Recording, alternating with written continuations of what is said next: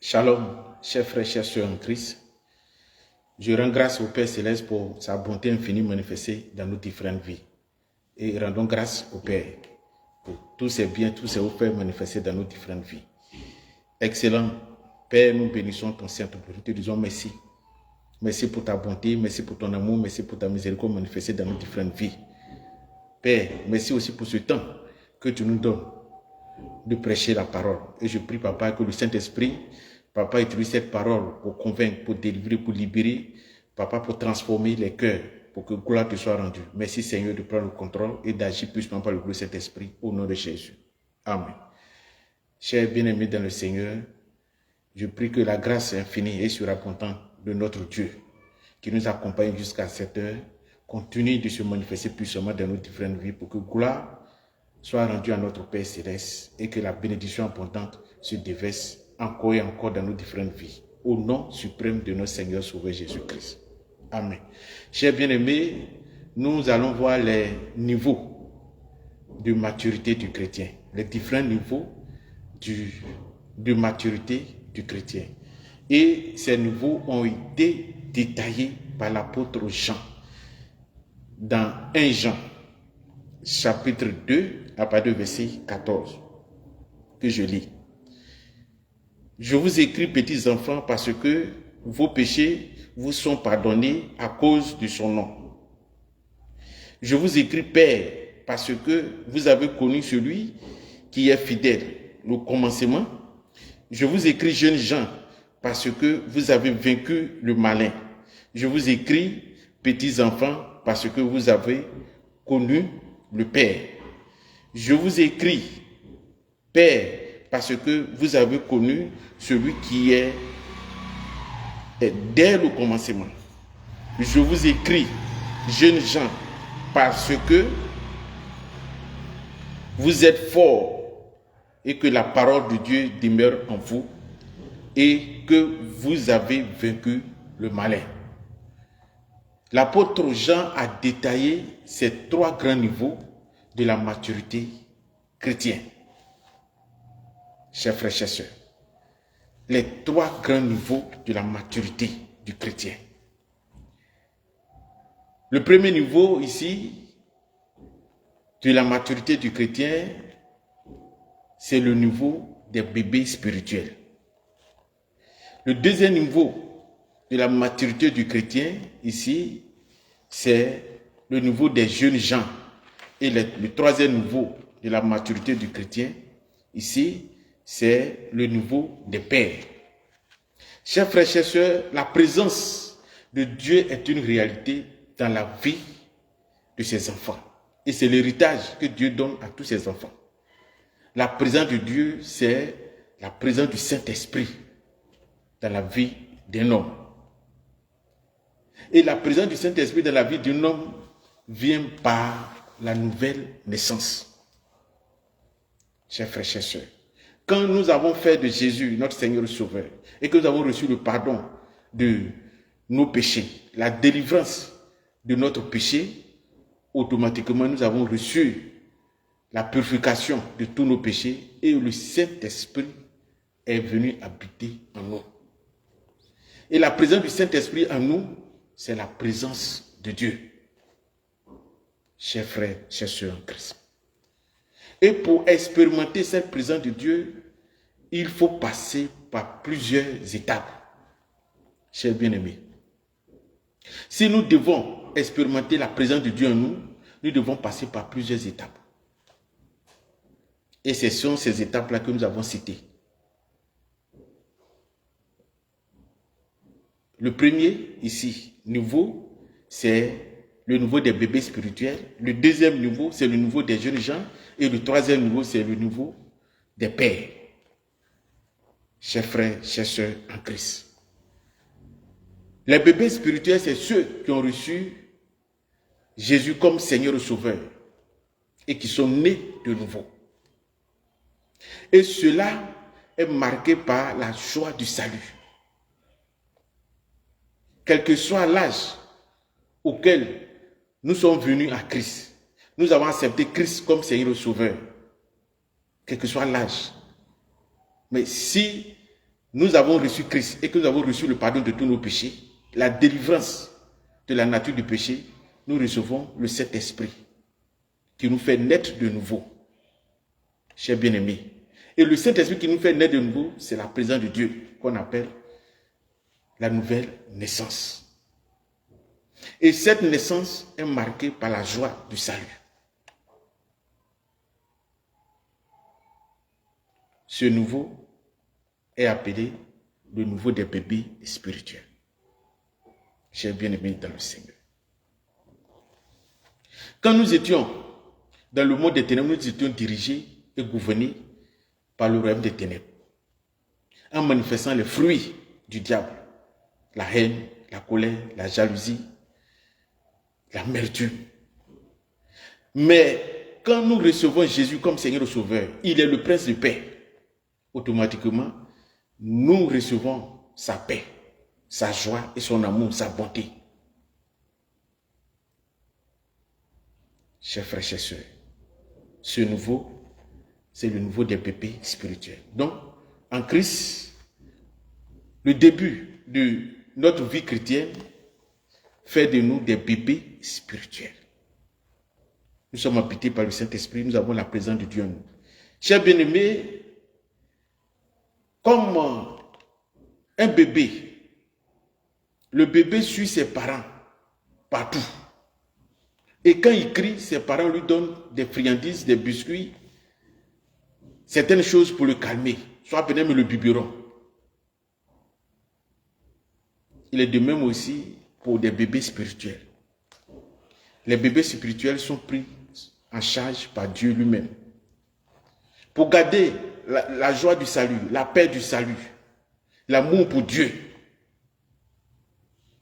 de témoigner toujours Dieu, souvent Dieu exauce instantanément toutes les prières. Chers frères, chers sœurs, Dieu exauce instantanément toutes les prières, les bébés spirituels. Quand nous avons accepté Jésus pour la première fois et que nous avons reçu le pardon de tous nos péchés, nous sommes des bébés spirituels. Et nous sommes pris en charge par Dieu pour que la joie du salut, la paix du salut se manifeste chaque jour dans notre vie. Dieu exauce souvent et instantanément toutes nos prières. Mais bien aimé, un enfant qui est né, il faut que l'enfant grandisse. Donc, étant né de nouveau, il faut que nous grandissons. Et quand nous grandissons, Dieu le Père va nous amener à passer à un autre niveau. Une nouvelle étape de la maturité chrétienne. Et cette étape est appelée l'étape des jeunes gens. Chers frères, chers sœurs. Nous avons vu tout à l'heure que l'étape des bébés spirituels est marquée par la joie du salut. La paix donnée par Dieu le Père, par la nouvelle naissance. Chers frères, chers sœurs. Et quand nous avançons dans la vie chrétienne, une fois né de nouveau que nous avançons dans la vie chrétienne, un moment va arriver où nous allons sentir que la joie du salut s'éloigne doucement de nous. Nous n'allons plus sentir la joie et la paix du salut. La réalité est que cette joie du salut va prendre une nouvelle forme. Une autre forme qu'on appelle la forme de la parole de Dieu. Dieu veut que nous expérimentons un autre niveau, une nouvelle étape de la maturité chrétienne. Chers frères, chers sœurs, en Christ. Et cette étape est appelée l'étape des jeunes gens. En réalité, est que la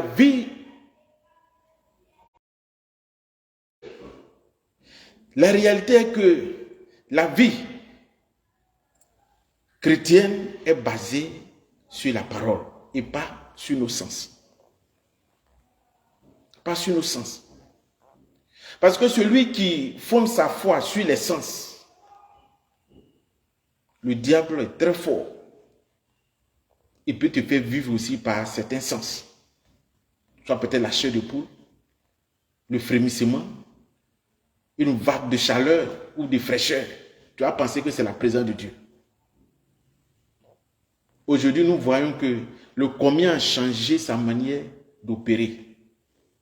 Le combien qui opérait dans les villages a changé sa manière d'opérer.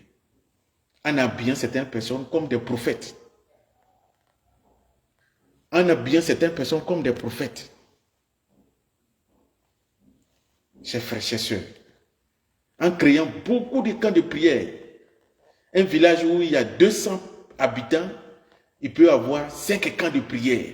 Vous voyez que le diable a changé sa manière d'agir. En habillant certaines personnes comme des prophètes. Ou en réalité, ce sont des communs. Chers bien-aimés. Donc, la vie chrétienne n'est pas basée sur nos sens. Mais la vie chrétienne, en réalité, est basée sur la parole. La parole de Dieu. La véritable parole de Dieu. C'est ça qui est la vie chrétienne. Donc, la vie des jeunes gens ici, les chrétiens qui sont à ce niveau, doivent se baser sur la parole. Et Dieu veut qu'ils puissent expérimenter la parole. Donc, quand nous grandissons dans la vie chrétienne, spirituellement, Dieu veut que nous nous appuyons sur la parole. Nous étudions, nous écoutons et nous obéissons à la parole. Parce que la Bible nous dit dans Jean chapitre 1, à partir du verset 1, au commencement était la parole était avec Dieu et la parole était Dieu. Donc, si la parole est Dieu, tous ceux qui marchent avec la parole marchent avec Dieu. Qui vivent avec la parole vivent avec Dieu. À ce niveau de la vie chrétienne, à cette étape de la vie chrétienne, c'est-à-dire l'étape des jeunes gens, nous devons vivre et nous nourrir par la parole de Dieu. Et cette parole va produire l'assurance de la vie chrétienne en nous et à travers nous. Parce que le Seigneur a dit dans Matthieu chapitre 11, à partir du verset 28 jusqu'à 29, « Venez à moi, vous tous qui êtes fatigués et chargés, je vous donnerai du repos. Prenez mon joug sur vous et recevez mes instructions, car je suis doux et humble de cœur. Vous trouverez du repos pour vos âmes. Venez à moi et recevez mes instructions. » Pas de la parole. Les instructions ici, pas de la parole de Dieu. Les jeunes gens sont nourris par la parole de Dieu. Ils lisent la parole, ils écoutent la parole, ils étudient la parole et ils méditent la parole. Ils marchent selon la parole. C'est ça, les jeunes gens, les chrétiens qui sont à ce niveau-là, manifestent l'amour pour la parole de Dieu. L'amour pour la parole de Dieu, pour vivre selon la parole, pour méditer la parole de Dieu. Et ce niveau-là va produire la présence de Dieu. Manifester la présence de Dieu. Et c'est ce que l'apôtre Jean a détaillé dans 1 Jean chapitre 2 à partir du verset 12 jusqu'à 14. Il dit, je vous écris petits enfants, parce que vos péchés vous sont pardonnés à cause de son nom. Je vous écris jeunes gens, parce que vous êtes forts et que la parole de Dieu demeure en vous. Et vous avez vaincu le malin. Ça, c'est l'étape des chrétiens qui vivent selon la parole. Ceux-là, on les appelle les jeunes gens. Après cette étape, nous tombons automatiquement à la dernière étape, qui est l'étape des pères, des chrétiens matures. Dans 1 Jean chapitre 2, à partir du verset 14, il dit, « Je vous écris, père, parce que vous avez connu celui qui est dès le commencement. » À cause de ce que vous avez connu, celui qui est dès le commencement, donc votre niveau là est appelé le niveau père, c'est-à-dire des chrétiens qui sont mûrs, très matures. À cette étape-là, le chrétien ne vit plus par ses sens, vit par une relation intime, approfondie avec Dieu le Père, chers frères, chers sœurs. Il ne cherche plus les sentiments, mais il cherche à vivre par cette intimité, parce qu'il connaît déjà la parole. Il vit selon la parole de Dieu, chers frères, chers sœurs. Et ce chrétien doit savoir que en lui se trouve Dieu. Et c'est une prise de conscience, c'est une étape de prise de conscience. Qui nous sommes en Christ, ce que nous avons en Christ, c'est ça la prise de conscience. Et ce niveau est appelé le niveau des pères, des chrétiens matures, des chrétiens qui vivent par la connaissance intérieure et qui ils sont en Christ et ce qu'ils ont en Christ. Chers frères, chers sœurs, et c'est la prise de conscience là qui amène la manifestation de la grandeur de Dieu dans notre vie. L'apôtre Paul nous dit dans Colossiens chapitre 1 à partir du verset 25 jusqu'à 27, le mystère caché que Dieu avait caché et maintenant qui nous est révélé, que Christ en nous c'est l'expérience de la gloire. Dans Éphésiens chapitre 1 à partir du verset 13, le Seigneur nous dit que tous ceux qui ont accepté Christ sont scellés avec lui et sont devenus un avec lui dans 1 Corinthiens 6 à partir du verset 17. Chers frères, chers sœurs. Donc ici, ce niveau des pères ici, ce sont des chrétiens matures et qui vivent selon ce qu'ils sont en Christ.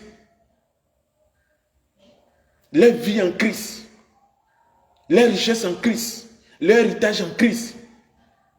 Et ils savent que même s'ils sont dans le feu, s'ils sont dans la fosse au lion, s'ils sont dans la fournaise, s'ils sont dans la vallée de l'homme de la mort, Dieu est en eux et avec eux. Ils vivent avec une telle conscience de la présence de Dieu en eux. C'est ça, les pères, les chrétiens purs. Et nous devons avancer.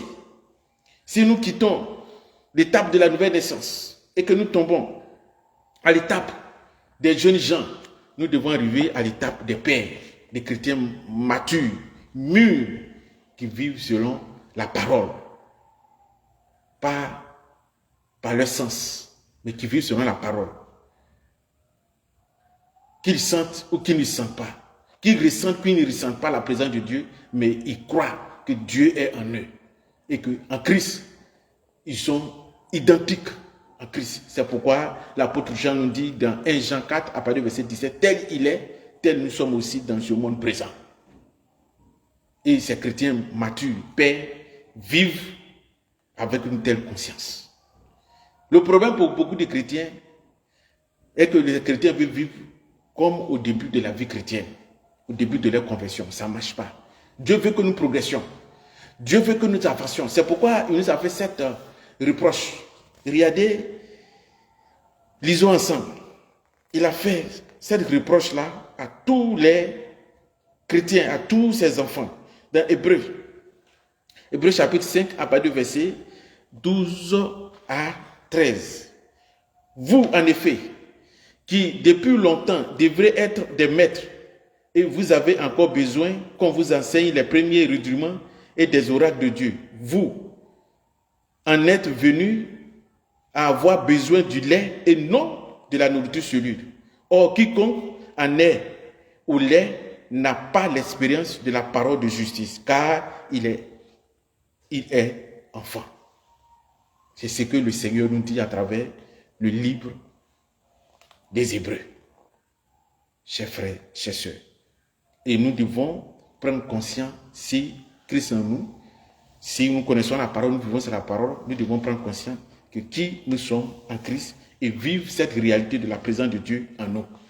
Que Dieu nous bénisse abondamment et Dieu nous garde abondamment. Que Dieu nous amène à vivre ces trois grandes étapes de la maturité chrétienne afin d'atteindre la dernière étape de la maturité chrétienne, vivre selon la présence de Dieu, selon le Saint-Esprit et la parole, et qui nous sommes en Christ et ce que nous avons en Christ. Que Dieu nous bénisse et vous bénisse abondamment au nom de Jésus.